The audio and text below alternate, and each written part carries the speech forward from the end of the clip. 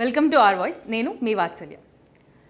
పేరుకు బహుళజాతి కంపెనీలు అంతర్జాతీయంగా ఎంతో పేరు ప్రఖ్యాతలు సంపాదించుకున్నట్టుగా గొప్పలు చెప్పుకుంటాయి.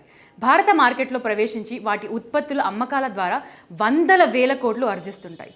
మన దేశంలో ఉన్న సాంప్రదాయ మార్కెట్ను దారుణంగా దెబ్బకొట్టి ఇక్కడ స్థిరపడిపోయాయి.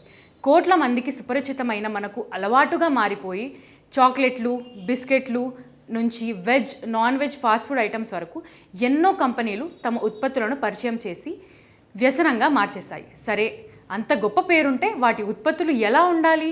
నిజం మాట్లాడుకోవాలంటే కొన్ని బడా కంపెనీల ప్రోడక్ట్స్ తినేందుకు అస్సలు వీలు లేని విధంగా పరమ నాసిరకంగా ఉన్నట్లు అనేక సందర్భాల్లో వెల్లడవుతోంది.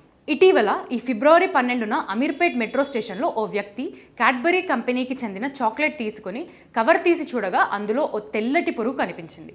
అప్పట్లో ఈ విషయం సామాజిక మాధ్యమాల్లో వైరల్గా మారింది. అయితే సదరు చాక్లెట్ నమూనాను పరిశీలించిన నిపుణులు అసలు ఈ చాక్లెట్ తినేందుకు పనికిరాదని తేల్చి చెప్పారు.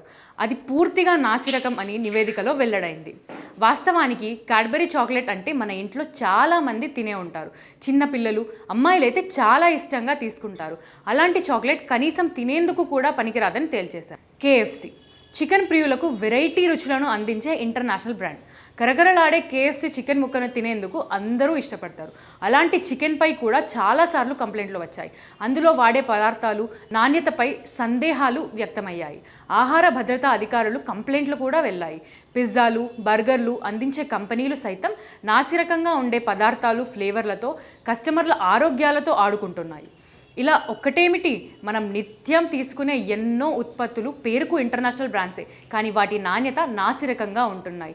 అయితే ఇక్కడ గమనించాల్సిన విషయం ఏంటంటే, ఎన్ని కంప్లైంట్లు అందుతున్నా ఆహార భద్రతా నియంత్రణ అధికారులు మాత్రం వాటిని అరికట్టడంలో ఎప్పటికప్పుడు విఫలమవుతున్నాయి.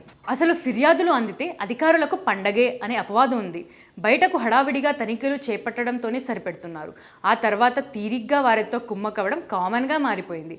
వినియోగదారుల ఆరోగ్యంపై శ్రద్ధ ఉంటే ఇప్పటికే సదరు కంపెనీల ఉత్పత్తులు మళ్ళీ కనిపించేవి కావు. కానీ ఇప్పటికీ మార్కెట్లో క్యాడ్బరీ చాక్లెట్లు అందమైన లేబుళ్లతో కనిపిస్తాయి. KFC చికెన్ సెంటర్లు గుమగుమ పంచుతూనే ఉన్నాయి. ఇకనైనా తమ ఆరోగ్యాన్ని దృష్టిలో పెట్టుకుని ఇలాంటి వారి పట్ల చర్యలు తీసుకోవాలని నగర జనం డిమాండ్ చేస్తున్నారు. Please subscribe to our voice.